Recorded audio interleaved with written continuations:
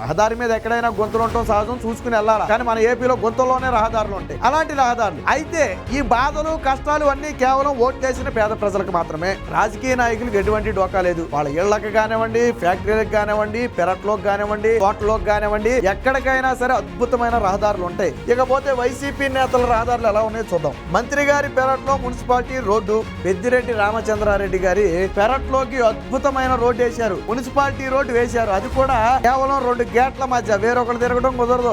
YV Subbareddy గారు. YV Subbareddy అంటే ఎవరు? స్వయానా జగన్మోహన్ రెడ్డికి చిన్నాన. ఆయన పొలంలోకి 30 లక్షలతో రోడ్డు వేశారు. సుబ్బారెడ్డి వ్యవసాయ క్షేత్రానికి 30 లక్షలతో రోడ్డు. మరి పేద ప్రజలకు ఏమైనా రోడ్డు వేశారా?